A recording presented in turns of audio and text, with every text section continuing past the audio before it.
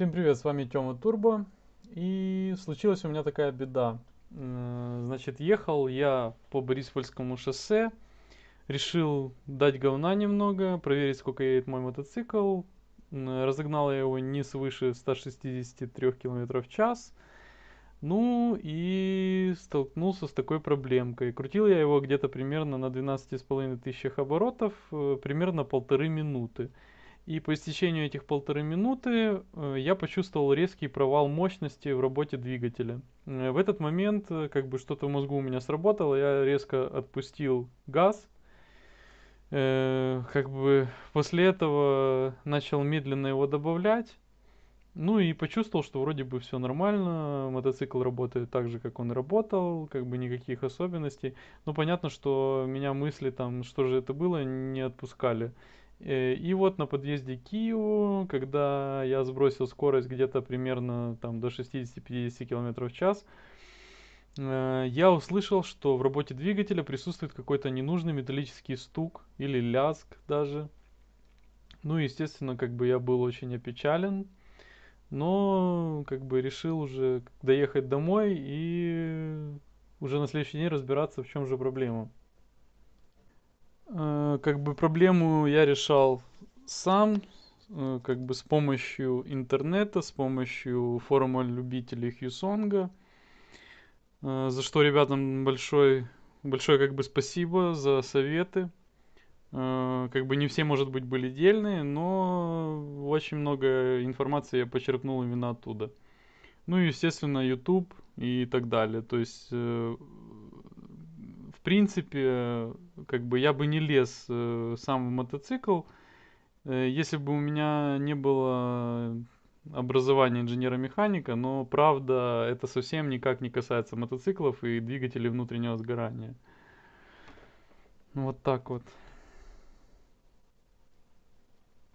Но я как бы решил, что нужно расширять грани своих возможностей, своих знаний, и рискнул как бы найти проблему и устранить ее вручную. Правда, я потратил на это очень много времени, и очень тяжело было там найти какие-то решения вопросов некоторых. Ну, короче говоря, я очень много потратил на это времени, как бы изучил, наверное, на зубок полностью там всю инструкцию по разбору мотоцикла, ну, конкретно по разбору двигателя, как бы, ну и потом уже как бы приступил к самому разбору и к поиску причины, что же это могло быть.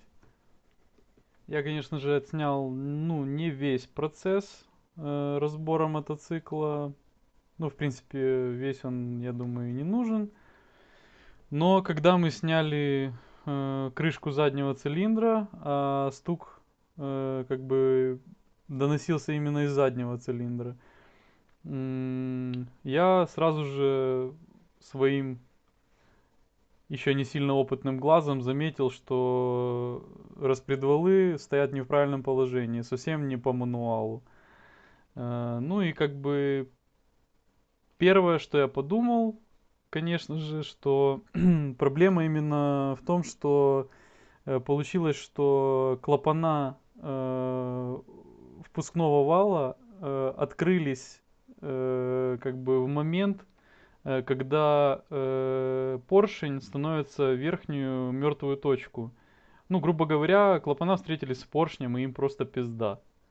Как бы, но дальше, как бы, мы начали разбирать, сняли голову цилиндра. А, Оказалось, что все на месте, все нормально. Значит, мы начали собирать все как бы обратно. Переставили просто сам как бы впускной вал в правильное положение уже. И решили снять для проверочки крышку из переднего цилиндра. И вот оказалось, что натяг цепи на переднем цилиндре э, чуть-чуть жестче, чем на заднем. Я бы не сказал, что там прямо критично было, но вы сами понимаете, определить, что стучит в мотоцикле, как бы при том, что ты можешь послушать, как это стучит только тогда, когда он в собранном виде, реально тяжело. В общем, я не буду утомлять вас там всеми этими подробностями. Если кому-то интересно, я вот здесь вот выложу свои посты, скриншоты постов своих, которые я печатал по мере нашего сбора-разбора двигла, как бы с какими проблемами мы сталкивались и так далее. Э, Вот так. Да, кстати, чуть ли не забыл сказать, если у кого-то на Хусике, ну, возможно, не только на Хусике, как бы конструкцию других мотоциклов я не сильно знаю, но есть такая проблема, что вы думаете, что у вас подтекает маслосливной болт или сама крышка, то есть такая вот фишечка. В Хусике сделана крышка, которая закрывает ведущую звезду, сделано почему-то, ну, как бы снизу с отверстием. Ну, как бы я понимаю, почему, в принципе. Это сделано для того, чтобы оттуда стекало всякое говно, которое забивается. И вот, как бы я ездил летом, в принципе, вроде как там и не сильно грязно и все такое, но туда набилось столько говна, которое потом просто, как бы оно капало через, ну, как бы оно капало на саму маслосливную крышку, и я думал, что текут болты самой крышки. Когда мы начали разбирать мотоцикл, оказалось, ну, что все-таки это просто тупо грязь, потому что болты были полностью затянуты хорошо, и все было нормально. То есть это просто была тупо грязь, которая капала через вот это отверстие, через эту щель между крышкой и самим мотором.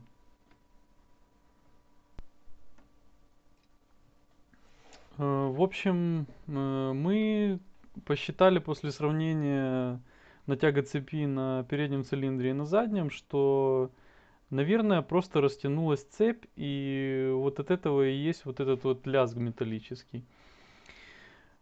В общем, я поехал, через какое-то время купил цепь, вернулся, мы поставили цепь, новую уже на задний цилиндр, поставили там валы правильно, там все, закрыли крышку, короче, решили полностью не собирать мотоцикл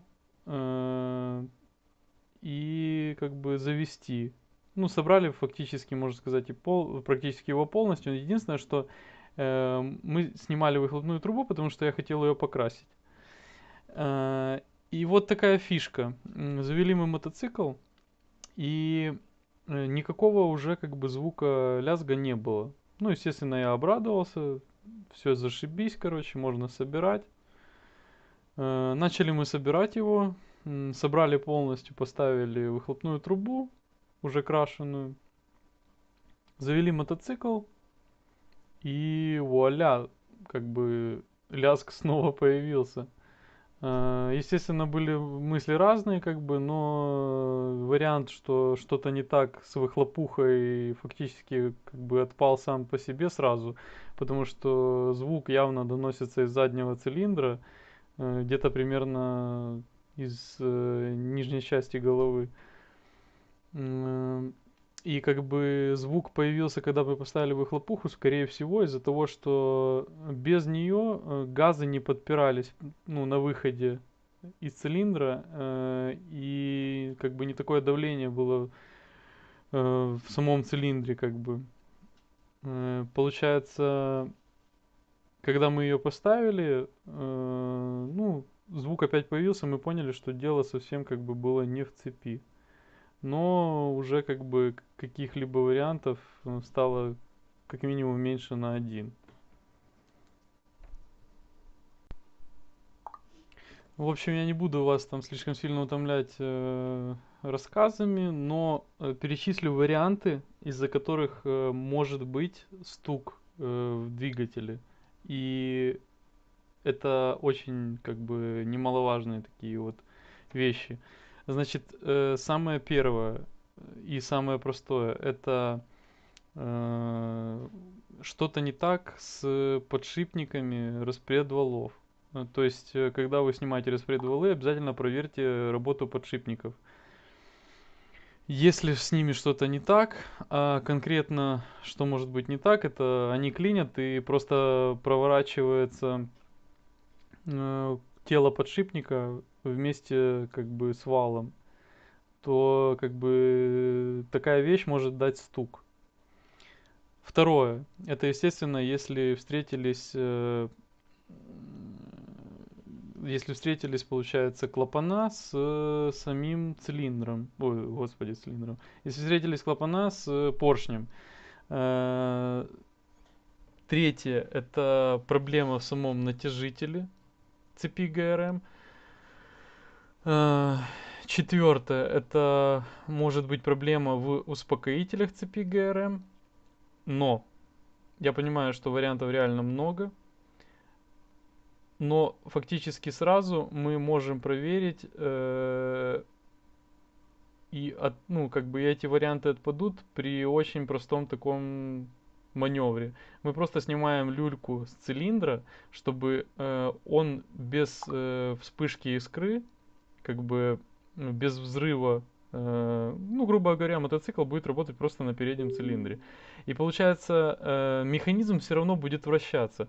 И если проблема там, например, в цепи там или в клапанах, то как бы звук останется. Ну или в тех же подшипниках. Звук сам должен остаться. Значит, мы сняли, и звук пропал. Мотоцикл работал на одном переднем цилиндре, и звука никакого абсолютно не было.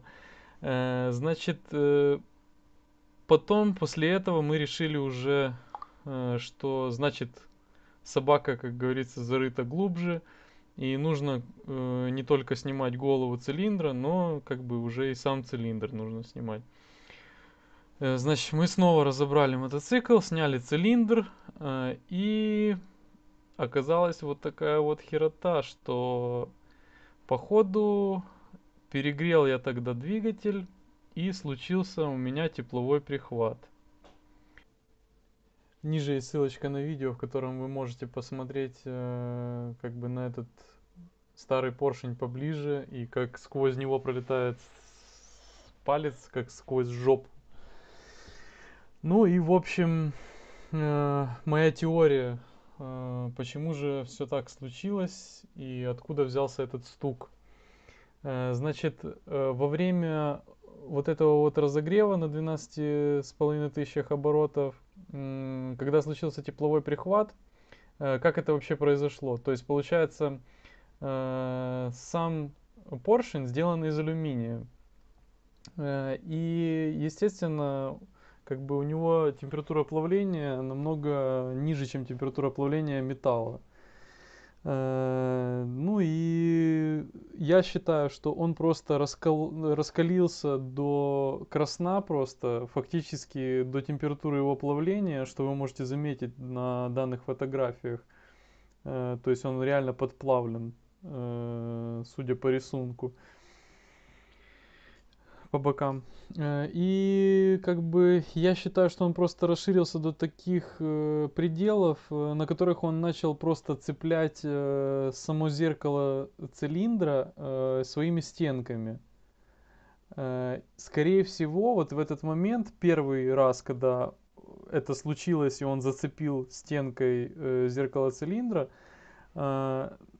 и как бы за этим и последовал вот этот момент, когда я почувствовал, как будто бы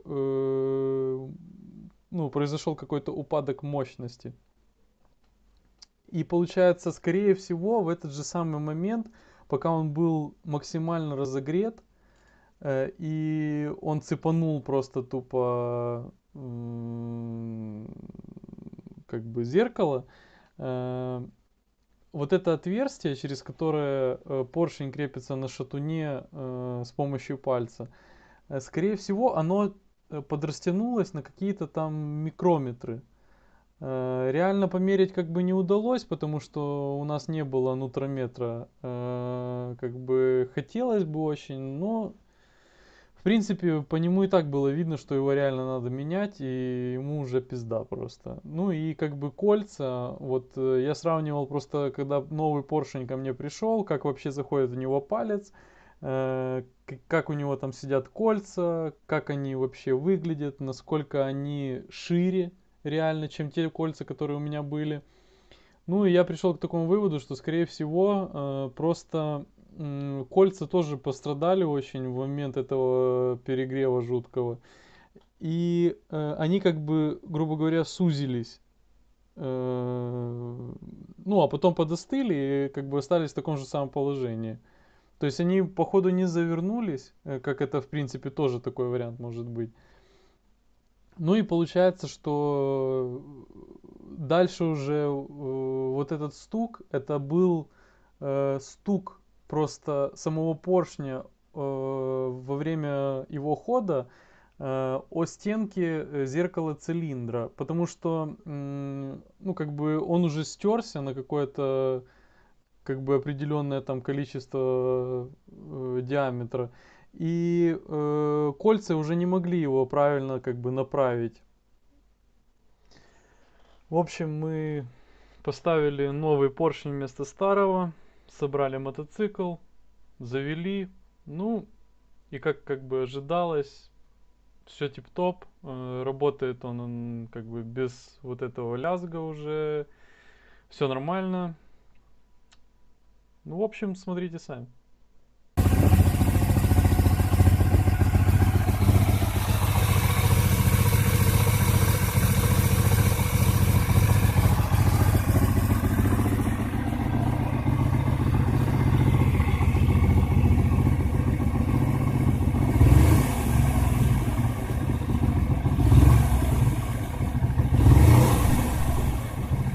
Спасибо всем за внимание. Надеюсь, это видео было вам полезно. Возможно, если есть какие-то вопросы, можете спрашивать об этом в комментах или писать мне.